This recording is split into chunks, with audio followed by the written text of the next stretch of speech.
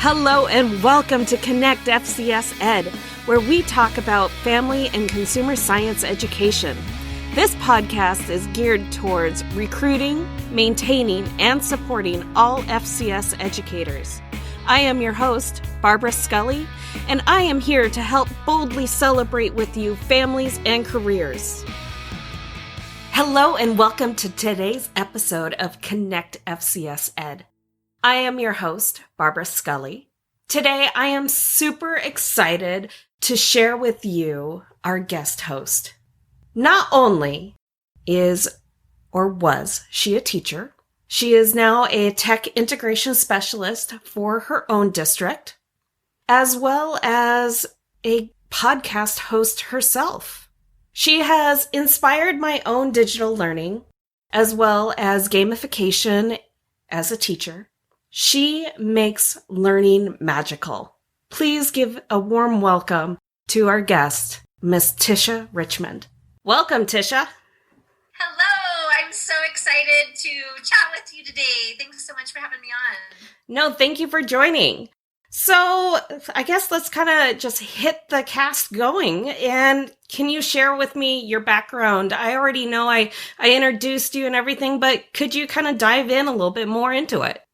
Yeah, absolutely. So I have been in education about 25 years. As a family and consumer science teacher, for the most part, I taught in Southern California for 5 years, came up to Oregon, which is where I was not born, but I was raised for most of my younger years. And it took a couple years to just be mom. My kids were really little. I treasure those days where I was able to be at home with them. And then I went back into teaching again at a district called Medford School District in Southern Oregon at a high school called South Medford High School. And primarily have been culinary arts the entire time. I did have some years where I was teaching interior design too, which I loved. And just recently, in the last 2 years, I moved to a role as a tech integration specialist in our district. And it has been just a new adventure for me. I absolutely love it. It's so different from being in the classroom with students. I miss that sometimes. I miss the kids. And I miss just being in that space, in that creative space of culinary arts. But I really love now getting to help support teachers and integrating technology and innovative ideas into learning. And I love, really even more than that, helping teachers find their joy in teaching and helping students discover their joy of learning. And that really is at the heart of what I do. And it was really about 5 or 6 years ago, it's 2014, where a set of iPads entered my classroom because of a Carl Perkins grant that I received. And I was really scared to death. I really didn't know what to do with these iPads. I didn't. Being kind of the personality that I am, I was panicked that they'd be sitting in this cart and they wouldn't be utilized and all this money would go to waste. And so I really started to dive into, well, how could I use this for learning? And I went to my first ed tech conference and was so inspired and found Twitter and what it meant to be a connected educator. And then that is kind of how this whole magical journey started. And I took a lot of leaps out of my comfort zone. I had a lot of falls, and there were times where I wanted to throw my iPads out the window. I thought, oh my gosh, just bring me back to what was comfortable and what I was doing before, because I had things pretty dialed in. But what happened is I started to bring these devices into teaching and learning, and I started to find some things that were really working. I noticed that learning was beginning to shift in my classroom. That students, even though it was an elective class and they had, a lot of kids had chosen to take it, it was engaging. There was a different level of immersive learning and empowered learning that I hadn't experienced before. And when you start seeing those shifts happen in your classroom,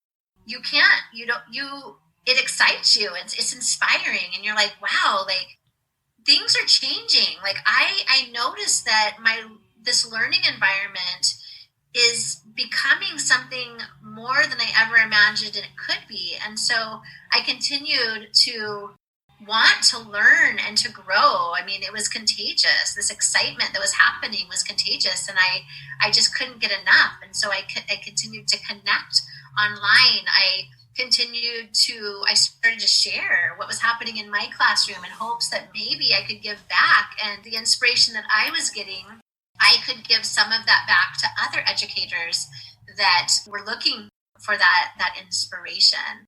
And it's been a wild journey, but I got to the point where I felt like I wanted to amplify my impact. And though I had never been more happy in my role as a culinary arts teacher, there was this burning desire in me to be able to make a greater impact, because I knew that there were so many, first of all, teachers that were burnt out and were feeling like they needed to leave the profession because they were just overwhelmed and had been sapped of their joy.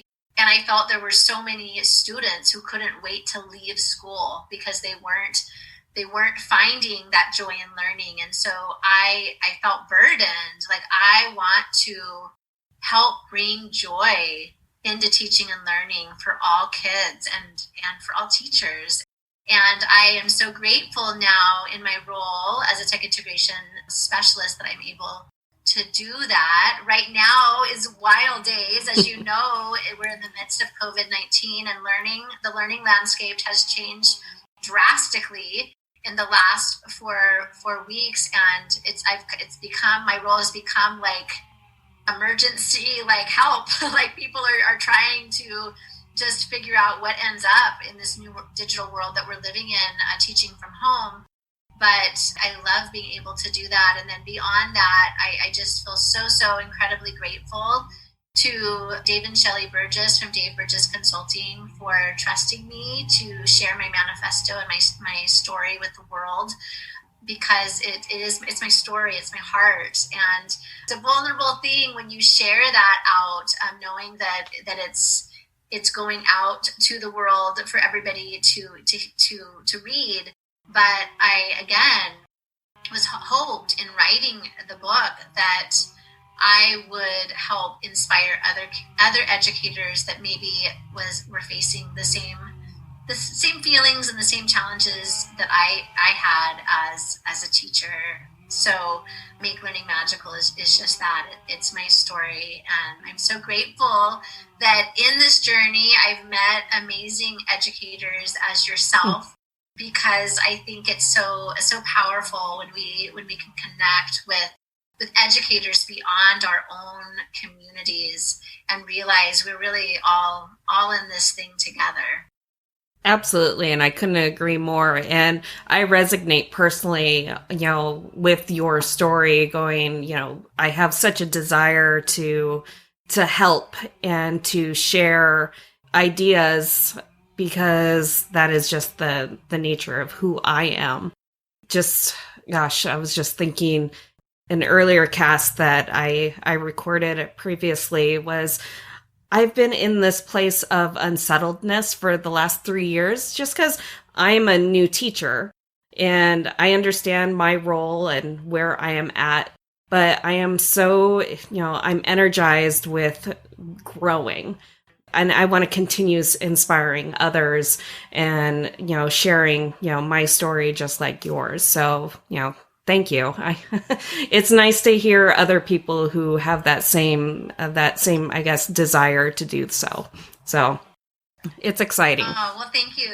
Yeah, absolutely. Thank you for that. And I think it is so true that we all have a story to tell, right? We Absolutely. all hold our own magic. And my magic is not going to be someone else's magic. We all have our own. And I think that sometimes as educators, we think that our story is maybe ordinary, or that what is anybody going to learn from my story? And I think that we have to get past that as educators, because we all have a story to share, and you never know who is going to resonate with that story. You never know who you could possibly inspire by what you have to share. And I think that our stories are not all like magical, right? Like there's a lot of failure in my story. There's a lot of like, oh wow, why did I do that? And I think that's the realness that shines through too. And I think that that's really, I don't know, for me, it's comforting to know that I'm not the only one that fails. Like there's other people who have too, and that we can learn so much from those stories as well. And that has probably been the biggest lesson that I've learned in the last 6 years, is that, we are truly better together, and we need each other, and we can't remain in our silos. And I think oftentimes in subject areas like family and consumer science and career and technical education and art, and some of these subject areas, we feel like we are kind of in our own silos. Like we may not have a lot of people in our district to connect with. There's a lot of teachers who maybe teach family and consumer science that they're the only one in their entire district. Yeah. And so they don't have that collaboration. They don't have people to run ideas by. And what I really found was, by opening up my professional learning network and looking beyond my own district and region's walls, I was able to open up my mind to so many new possibilities. And not only that, but I started to realize that we don't have to be limited to the ideas that are only in our realm of subject area. Like we can learn from people who are teaching the core subjects. We can learn from people who are instructional coaches, administrators, teacher librarians, and we can take what they have to share, and we can sift that through our own practice and find those pieces that we can really bring into our own spaces and make our own. And when I started to do that, when I started to realize that my learning community could be so much bigger, that's when I really found that the possibilities were truly endless. Like there's so much that we can do, and we should not be limited by just the surrounding areas that we live in, our own subject areas. And don't get me wrong, there's amazing educators in my district. There are amazing people to connect with in my own region, but there are also amazing educators to connect with beyond the regions that we live in. I absolutely agree with you. Holy cow. So I guess with digital learning and everything, I guess, what is digital learning and why should educators be focusing on it? Well, I think that we have to meet our kids where they're at. And we kind of had a conversation about this earlier, that our kids are living in this digital world. They're on Snapchat, they're on Instagram, they're communicating in this space, and it's very familiar to them. And we need to be able to speak in a language that our students understand, for one. That's one piece of it. I think another piece is that this digital world is not going away. We are living in it, and it's going to continue to grow and iterate, and businesses, our workforce is wanting people who know how to navigate this digital world that we live in. I mean, COVID-19 is a perfect example of this right now. I mean, we are being forced to live in a digital world where we're not able to maybe connect face to face, but we desperately need that connection. We desperately need to be able to communicate and to collaborate. And this digital world, there's so many ways that we can do that. There's so many ways that we can connect to others from around the world, that we can collaborate with people from around the world, that we get the opportunity to create. And that's powerful. And I think when we can create opportunities with the digital tools that we have, to be able to give students these tools where they truly can connect with people and collaborate beyond their own classrooms, that's powerful. And I always say within my district, when I'm talking about technology is not the only answer. It's not like we should change everything we do to become digital. That's not the point. But what we do need to think about is what are the ways that we can engage students with digital tools that are going to allow them to learn in ways that were not possible before. And, not to use the Chromebook for the same thing that you can do with pen and paper, but how can we go beyond that? How can we truly create opportunities for students to globally collaborate, to create, to critically think, to communicate? That is where the power comes from. And we can start thinking of this as this digital toolbox that we can pull from. And we can think about the learning experiences that are happening in our classroom. We can think about, where would this digital tool, how could I use this digital tool to be able to do that? How can I use this thing?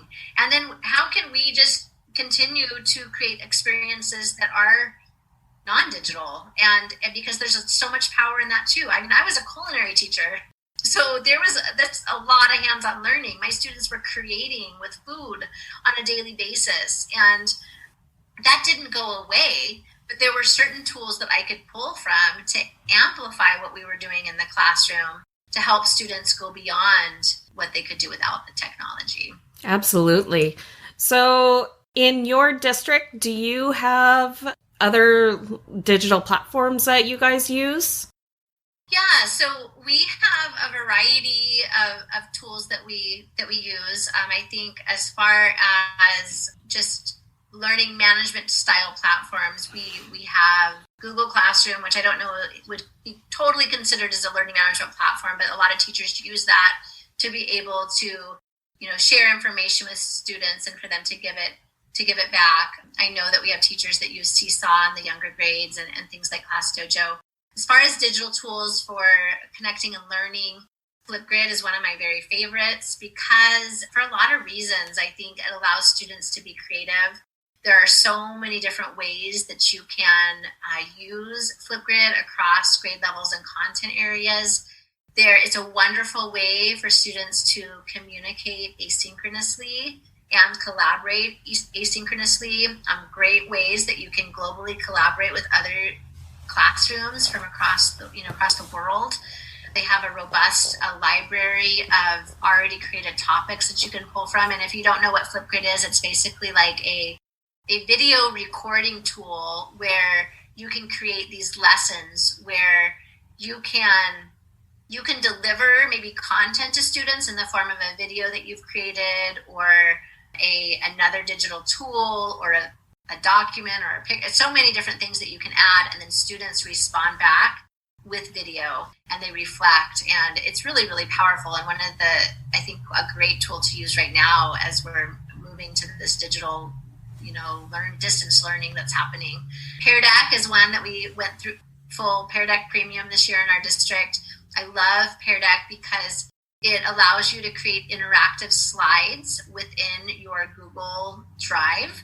And you can also use it with Microsoft. So if you're a Microsoft district, it will also integrate with Microsoft and PowerPoint. But basically, you take these static presentations that you create and insert these interactive slides that students are able to interact with. So you can send them out either synchronously, so if there's teacher-led and they're forwarding through the slides as you are forwarding through them as a teacher, or you can send them out so that they are student-driven and they're forwarding through the slides at their own pace and interacting. And the beautiful thing, I think, about that platform, Pear Deck and Flipgrid, is student voice. And I think that that's another reason why these digital tools can be so powerful, is because it allows students who may not feel super confident sharing their voice in the traditional way. It allows them opportunity to share their voice in a way that is comfortable to them. And I love that. And with Pear Deck, they're able to answer in a way that is different than raising your hand and being called on. That's powerful. Students who maybe wouldn't be able to express their opinion in writing or maybe verbally in real life, they are going to feel comfortable sharing and reflecting in a video. You can put an emoji over your face and be able to share, and you don't necessarily have anybody seeing what your face. There's a lot of cool features within Flipgrid that allow you to customize and create an experience that is is meaningful for the student. So I love that. Those are a couple of my very favorites. I love Breakout EDU. Breakout EDU is like an escape room for the classroom where you can share these digital games with your students, which are great right now if you're doing distance learning. And another really cool thing is that Flipgrid and Breakout EDU have combined. So there are at least 36 Breakout EDU games in the Flipgrid Disco library, where you basically find the Breakout EDU game that you want. And when students open up that Flipgrid, they play the game, and then you can create questions for them to reflect on the game afterwards. And so they get to share the experience with you, which is really a beautiful thing right now as we're moving to distance learning. If you are, everybody's kind of doing their distance learning differently. But for instance, if you're doing learning grids or choice boards like our districts are doing, one of your choices could be, like go to this Flipgrid, and it has everything in there. Play the game and then be able to share your reflection back. Super powerful. They also, Breakout EDU also has kits. So when we're back in the classroom again, depending on if your district has those kits available, it's that tangible, like they're actually trying to break into the locks and open these boxes, which is really, really cool. And there's thousands of games in the platform, and there are games for career and technical and family and consumer science in there. I have created one game, and then there's one game for Make Learning Magical in the platform as well. Some of my favorite creation tools are Canva and Adobe Spark. Both are very similar, but just have kind of different platforms. I mean, they just are set up a little bit differently, but in both of those different platforms, you can create your students can create infographics, they can create book covers, they can create recipes, they can, number of ways for them to demonstrate their learning through in a visual way and a creative way. And they're both very, very intuitive platforms. And just recently in the last month, Canva has joined with Google for education. So now educators can get a free Canva license. You have to prove that you're an educator, and you can actually have students, and you can sign up 30, I believe, students right now for the premium as well. But what is cool about that is that there's some extra features that are available with the premium, and you can actually have your students share their Canva creations through Google Classroom, which is a really neat addition. And with Adobe Spark, in addition to being able to create those different types of images, you also have Adobe Spark Video and Adobe Spark Pages, which is kind of like a portfolio. Even out from the teacher end of things, you can curate information in an Adobe Spark page and be able to share that link with students. And so, one thing that I love about a lot of these digital tools is that they're very intuitive, and they actually can simplify your life as an educator. And I know that sometimes that's hard for educators to wrap their head around, because they think, oh my gosh, like I've got to learn this new thing. It's disrupting my workflow. It seems like more work. And really what ends up happening when you really dive in and you experience these digital tools, you start to realize, wow, like this actually can make my life as an educator simpler, because it creates a more streamlined workflow. And as a teacher, you are not working as hard. So yes, there's that learning curve. Yes, you're going to have to push yourself out of the comfort zone at the beginning to learn the new thing. It's going to take a little bit of risk as an educator to disrupt your current practice to bring in these new things, because you don't really know how they work until you actually have students experience them.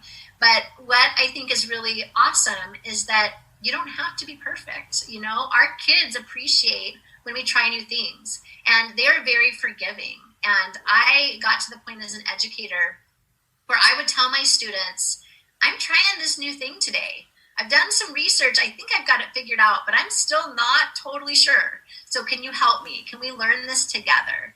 And it's amazing how students are so receptive to that.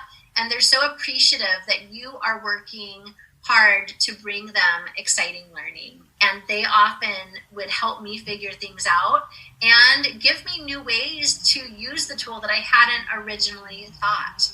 And so, I would say take a leap, jump out there, try some of these things. And I think that you will probably catch the excitement like I did, and you'll find that it is kind of contagious, and you'll keep wanting to learn more.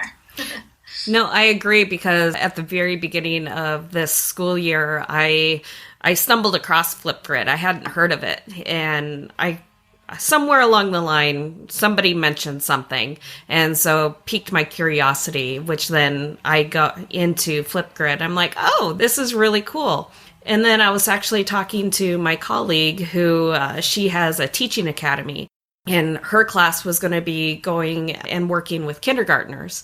And I was just starting, in foods and nutrition, the safety and sanitation unit.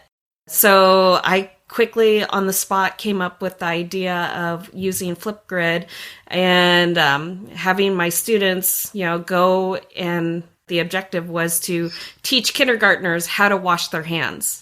And, do it in the language of, that is, one, respectful and responsible, but also break it down for them, step by step. And there are actually more steps involved to washing your hands than just washing your hands. So my students, made their Flipgrid videos, and then they downloaded the QR code. I'm all about QR codes. So they downloaded their QR code, and then I took them over to Canva. And at this time, they had to make their own accounts because there wasn't the educator side. And I had them, find all the pictures using, the free resources that Canva has for pictures, with the kind of just give a visual graphic of each of the steps in washing your hands, and then embedding the QR code for their video, which then, and then I printed they shared their graphics with me, and then I printed it out for them, and then I taped them up along the hallway at our school and in my classroom. And then, as a fun game for all of my students, was like, okay, now I want you guys to all go around and, use the QR code and, watch everybody's videos that they've made. And then you guys decide, which videos, or I guess, kind of taking it back, they would grade themselves, they would assess themselves and their peers. And then they signed off going, okay, I give consent for my brochure to go up to the elementary school. So, that's fantastic. Yeah, I was collaborating with another class, and my students felt like they were doing something really positive and engaging for somebody else. And it's amazing, when they think of other people all the time. They really do. Yeah. Yeah, and they were thinking That's amazing. Oh, my sibling is at this elementary school. They're going to see it. That's all right. It's going to be fun. And in turn, they had a lot of fun with it. And, just like you said, I was very straightforward with my kids and said, I just discovered this. I'm learning it alongside with you guys. I'm going to fail. But hey, we get to fail together, and which will push us to do better next time. And they were all for it. I love it. No, you touch on so many important things. I think for one, you're giving students the chance to create. The collaboration is happening. The communication is happening. You're giving your students a voice. There's this empathy piece where they're able to connect with, and they're able to give something back, like you said. And that's super, super powerful. And then I love the fact that you smashed two things together. So you have this Flipgrid and the Canva, and you brought them together into this activity. And I think that that's one of the beautiful things about these digital tools, is so often we can do that. We have one tool that does this one thing, and we have another tool that does this other awesome thing, and we can figure out how they can work together. And that is beautiful. I think another powerful thing in what you just said is that you gave your students an authentic audience. So because they knew that these creations were not just going to be shared within their class, they're going to be shared beyond, there's a level of ownership there and empowerment, because they want them they're invested. They want them to be good because they know not only are they going to be helpful for others, but other people are going to see them. And those are really powerful things. And when we think about, what we could do, that learning opportunity that you created, we couldn't do it in that same way without that technology. Absolutely. So you are doing something with the technology that you were not able to do without it. Sure, they could have drawn like a poster or something like that and done something, but it wouldn't have had the same meaning and the same power as what your students were able to create with the tools that they had in front of them.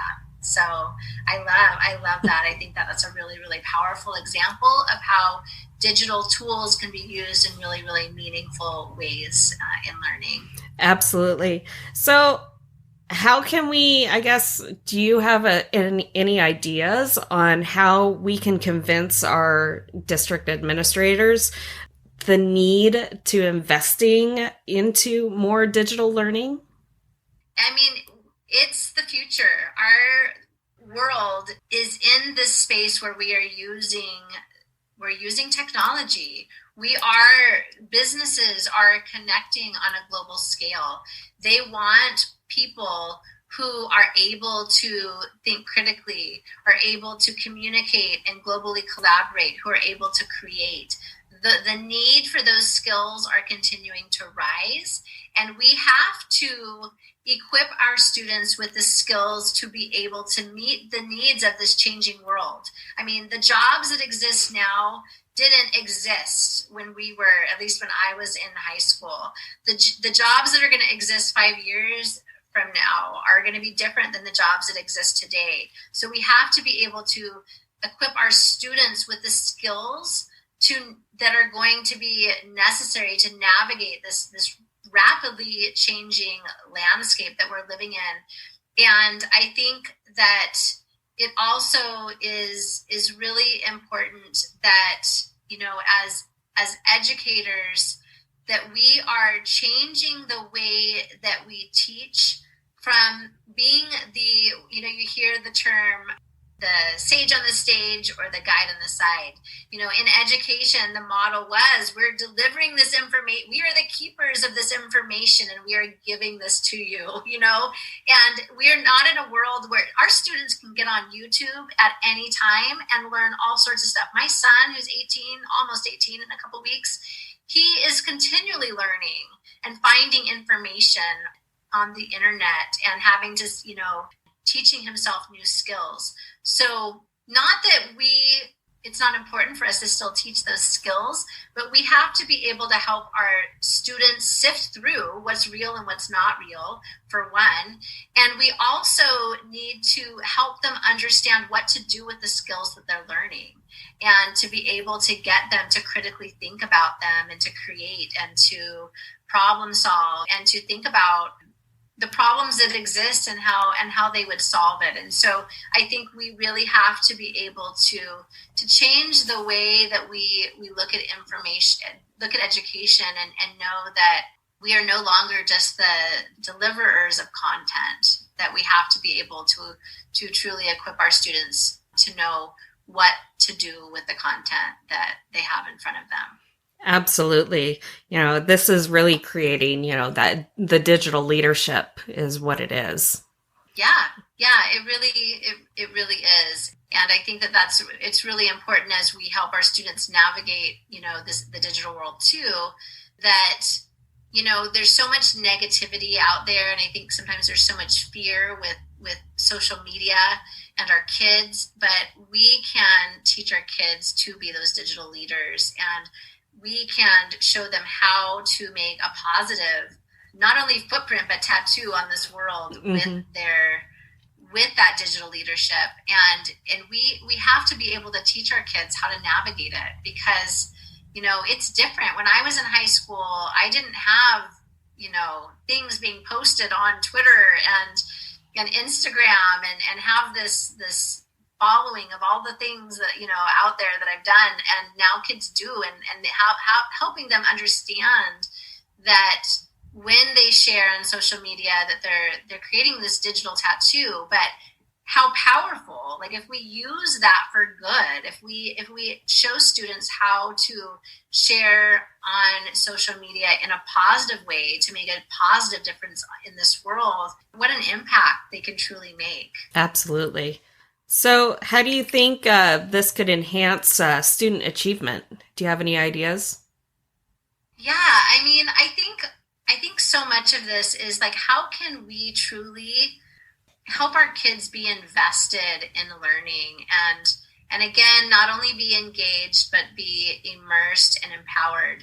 And if we can create a learning environment that our students are excited to be a part of, then that achievement is kind of like the byproduct. Like, they are going to achieve if they are truly excited and invested and empowered by the learning.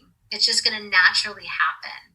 If we have kids that are checked out and can't wait to leave school and are just going through the motions and are, just answering the questions on a worksheet, they're not going to have that level of empowerment and investment in what they're learning about. And the achievement may not happen, as much. So I think that that's really key is truly finding ways to not only engage our kids, but to immerse and empower them in learning so they truly own it. We want our kids to own their learning, and that is truly when achievement happens. Absolutely. So can you share some examples of ways that our FCS educators can bring digital learning into their classroom?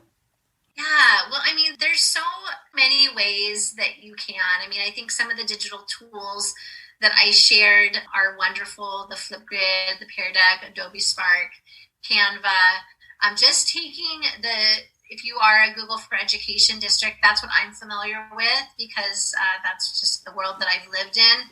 There's so many just tools within the Google for Education platform, like Google Slides, Google Drawings, that you can really use them in ways that they were never even intended to use them for, and really be able to create opportunities for students to collaborate within those spaces and create within those spaces. And so leveraging those tools to really allow students to create and collaborate is really, really powerful.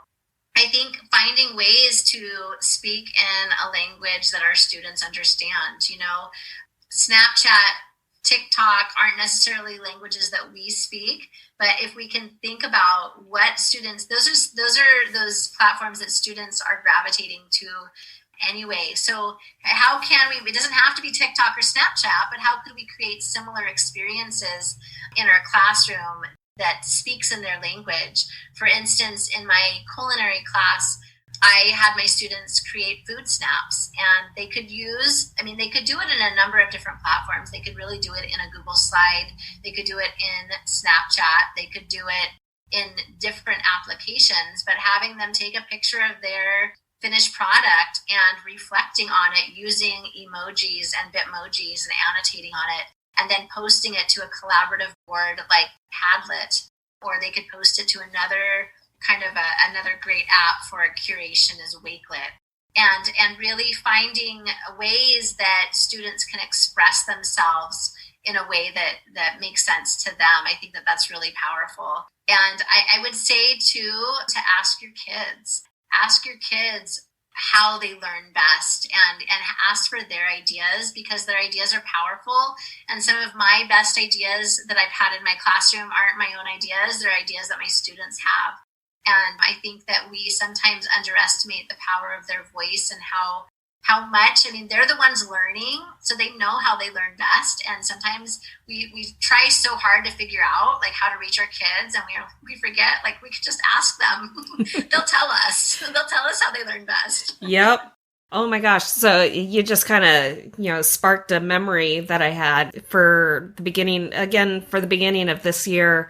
Both, I'm on a trimester schedule, and it was like a one part of a 2-part final for our foods and nutrition classes. We made our students create, either using TikTok video or Snapchat, or iVideo, just some sort of way utilizing their cell phones or their laptops if they didn't have a cell phone, create a video making blueberry muffins and chocolate chip scones. And, there's no talking in the video. They then have to, transcribe, in the comments of what steps they're doing and then showing their finished product, taking it out of the video. And the videos had to be 90 seconds long. That was the max. 90 seconds long to, if you could make it in 15 seconds, great. How much are you going to get out of a 15-second video? But, Right. 15 seconds to 90 seconds, video. And, utilizing, Flipgrid, iVideo, TikTok, any of the platforms of which they chose, that was fine. And they didn't have to show their face. It was just taking it out of the video. Or, I'm sorry, out of the video, but out of the oven, their finished product. Right. And, and I had some students who got really creative and really, mashed up music into their video and everything. And so I saw creativity, at its finest. And, some kids who are full on board with utilizing all of that technology, they were super excited and engaged. And then I had some who are just like, oh my gosh, I have to try something new again. Yeah. No, I think, what I love that you just shared too is that you have given your students choice and how they demonstrate their learning. And I think that that's a really powerful thing in creating immersive and empowering learning experiences, that students have some voice and choice in what they do. And you've given them some flexibility in how they were able to create, And so I think sometimes it can be overwhelming when we just open it wide up for students, like you can do anything. But if we give them some parameters, like, I want you to do this, but here are some of the different ways that you could do it, and I'm going to let you choose. That's really, really powerful for students. And another really important thing that you brought up is that sometimes it's uncomfortable for kids, just like it's uncomfortable for us to try new things. It's uncomfortable for students too. And sometimes they would just rather the boring worksheet because they know how to do it. They know, they've done that lots of times before, and it's easy, and it's not pushing them beyond what's comfortable. And I think it's important to know that, and to understand that, it's okay for kids to get pushed a little bit out of their comfort zone and to try new things. I think it's important for us to be understanding and maybe do things in small steps for them, just as it is like right now in the world of COVID-19, we're all getting shoved out of our comfort zones and we're having to learn everything at once. And so, in an ideal world, we wouldn't be all learning everything at one time. But yeah, sometimes just because kids don't want to do it, it doesn't mean that it's not good for them to stretch a little bit. It's we're all human, and sometimes we just want to go to what's comfortable and what is maybe a little bit easier. Yeah. And right now in today's society, right now where we're at, comfortable is a good thing. Right. Exactly. So it just kind of naturally leads into, gamification and your stamp in the learning community. Can you just kind of talk briefly about what gamification is? Yeah, absolutely. So gamification is basically, it's really what I consider this pedagogy that I found to really transform the learning landscape in my classroom. So it's basically this framework that you layer over your curriculum to engage your students in the learning process. And so my view of a gamified classroom is basically building this storyline, this theme that involves character and a setting and an action, and then building in these game mechanics to hook our learners. And so the way that I view gamification is it's a layering, it goes beyond just playing games in class. And I think sometimes that's the misconception, is gamification is all about just points and badges or just about playing games. Sure, In some of my classes, I do have points and badges, and there are games involved, but really it's a layering the storyline and game mechanics over my entire curriculum to really reframe what learning looks like. And I discovered gamification back in 2014. It was that same year that iPads came into my classroom. And I had gone to a conference. It was my second EdTech conference that I had gone to ever. And I was in a lunch line with an educator by the name of Michael Matera. And he's now an author of the book Explore Like a Pirate, but he wasn't an author at the time. And he was starting to talk about, mystery box challenges and chop challenges and this idea of gamification. And I started thinking, well, I do that. Like I do chop challenges and mystery box challenges in my classroom. Like, tell me more. And I started realizing that this isn't just a one-time thing, which had been in my classroom, that had been the case. I might have done a mystery box challenge like right before we left for winter break, or a chop challenge just because I needed to use stuff up in my refrigerator. But I hadn't ever approached it as this gamified layer that was layered over everything. And this whole idea just kind of blew my mind. Like I can unify everything and frame it in this gamified approach to change the educational landscape in my classroom. And so to give an example, this took time. This didn't all happen overnight, but I created a framework for each of my 3 levels of culinary. So I had a master chef semester, and the whole theme was master chef. My students were contestants on master chef. My classroom turned into the MasterChef kitchen, and there was a variety of action. We had little mini challenges within each unit. We had a MasterChef challenge at the end of each unit where we brought in an authentic audience of judges, and they were able to demonstrate their learning of skills and be able to turn it into something amazing. I had my American Regional Cuisine class became the theme, the amazing food truck race.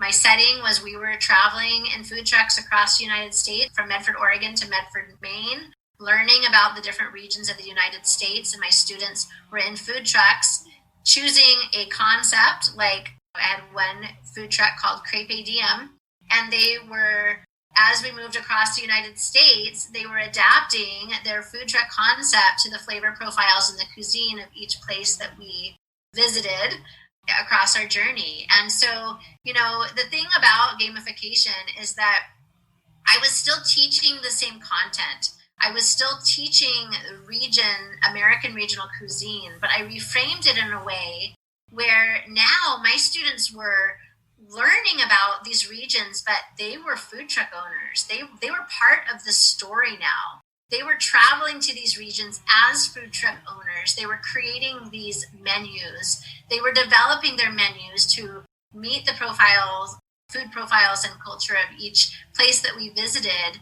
And they were getting to have these challenges to try to engage them and to get excited about what they were learning about. And then at the end of every unit, they were presenting what they'd learned and their new dishes to this authentic audience of judges again that were coming in and getting to critique and give them feedback on what they've created and what they learned about. And sometimes that would be staff members, sometimes that would be food truck owners from our community. But all of those pieces together created this atmosphere that drew the learners in. Like they were part of this story.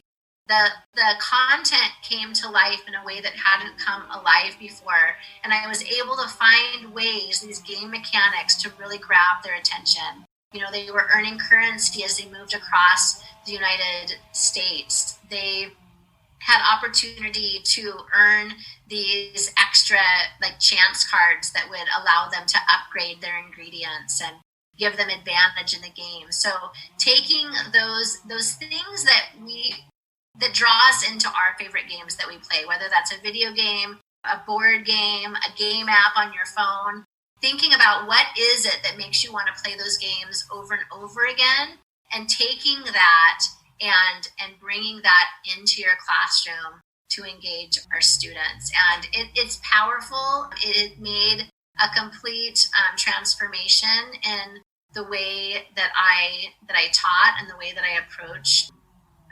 learning. And the thing is, it can happen in any classroom. It doesn't matter if it's kinder all the way through higher ed. You can bring the same elements of story and game mechanics into your classroom to create an incredibly immersive and empowering experience for students. Wow, I'm excited. I'm excited for just looking at the different ways, because right now, being home with my own family, we're playing a lot of games, and, and it shifts the mindset and the mind frame of the way you think, because, the games that my kids want to continuously be playing over and over again, I could start looking at it going, what is it about this game that makes them want to continue that? And then I can build something off of that and make it authentic in what you're explaining. So that's perfect. Yeah, and I think that's what's really exciting, is that you can open your game closet and start playing games, and you'll start looking at those games in a different way. And you'll think about, what is it? Is it the chance? Is it the strategy? Is it the, accumulation of points? Is it just the social dynamic and getting to sit around a dinner table and get to engage with the people that you care about? Like, what are those components? And the thing is, kids are going to engage. Different mechanics are going to appeal to different learners. And so when you build your game framework, thinking about that and thinking about, okay, this kid is definitely going to be one of those that's wanting the highest points. These kids, they're in it for the social piece and the collaboration. That's what's going to really motivate them in this game. This kid, loves the strategy and how to outwit the other players. So thinking about that and designing your game so that you appeal to a variety of learners, and to know that you can start small. You can build a game framework for just a unit and then build from there. If that unit worked well, then build it into the next unit.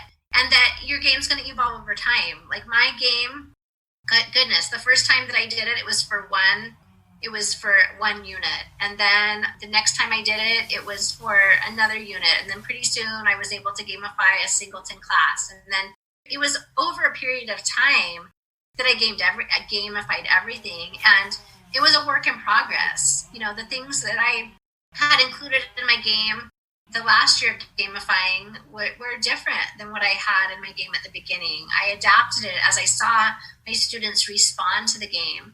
And as I got ideas from my students, and I think an important thing to understand too is sometimes it's just reframing and calling things something different. So for instance, if you wanted your students to do an assignment in class, don't call it an assignment, call it a quest, call it a challenge, call it a mission, and then maybe add some kind of a time element to something. It doesn't have to be everything. Doesn't mean that every single thing that you do in your class has to be in a gamified way, has to be approached in a gamified way.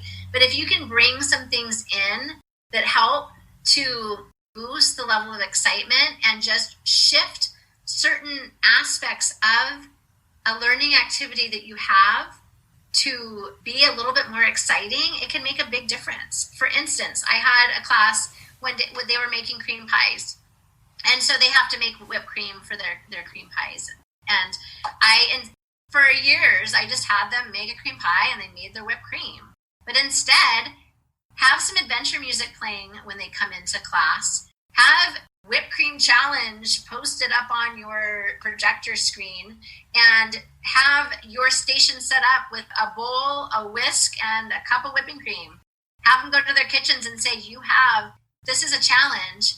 And whoever is able to whip this cream fastest in your, whichever team is going to get an extra incentive, in this gamified environment. And it's amazing how when we just reframe something, they were going to do it anyway, but by putting a time challenge to it, all of a sudden their wheels start turning. And instead of doing something that maybe would just be a mindless task, now they're having to think, okay, how could we do this to really make this cream whip faster? Maybe we need to have one person holding the bowl and another person holding the whisk. Maybe we need to rotate. Maybe we need to have a cold bowl. Like what are the things? What are the things that are going to make this process be more effective? And it's really the same challenge. It's just reframing it in a way that students now are being challenged to think about that experience in a different way. I love it. So how can, I guess, if somebody has never heard of Tisha Richmond or, Make Learning Magical, how can somebody find you? Yeah, absolutely. So you can find me on Twitter at Tish Rich. You can find me on Instagram at Tish Richmond. There is a Facebook page called Gamifying Family and Consumer Science that is now, I think, approaching almost 2,000 people, which is awesome. And you can also find my resources and more information about me at tisharrichmond.com. I released a podcast earlier last September. It's goodness, I can't believe it's been that long. And I release a new episode every week. So you can find the episodes on your favorite podcast platform, whether that's Spotify or Apple or Anchor. It's on a number of different platforms. And then you can also reach out to me at tishrich91@gmail.com. I'm happy to answer your questions. And I just love engaging with educators from around the world. And so please reach out. I'd love to connect.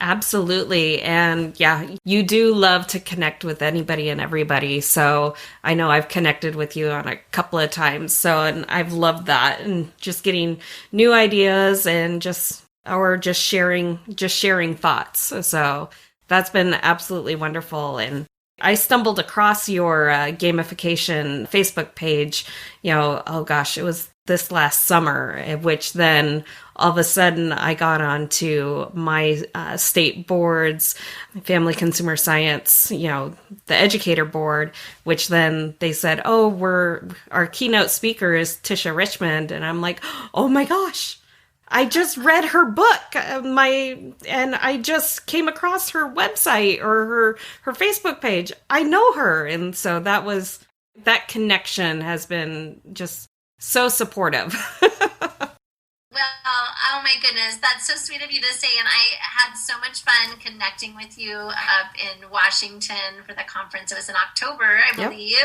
of last year. And it was so fun. We got to, I don't know if I sent it over Twitter or maybe it was the Gamifying Family Consumer Science page that I was going to be at the little restaurant within the Great Wolf Lodge.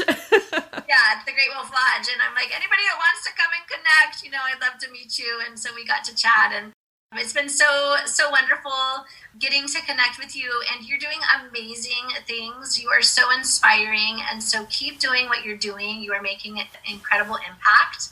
And so really appreciate you. Well, thank you. And, I appreciate you and all that you're doing. And I will continue to follow and continue to listen and continue to, do shout outs and plugs. So I hope to have you back on the show sometime in the future and when I'm back in the classroom. Yes, that would be wonderful. I'd love to come on anytime. Great. Well, thank you. And we'll talk to you soon. Thank you so much. Thank you for joining me today at Connect FCS Ed. In this podcast, we boldly celebrate families and careers by providing inspiration, support, and resources for teachers, students, and families. If you could do me a quick favor, please leave me a 5-star review on iTunes.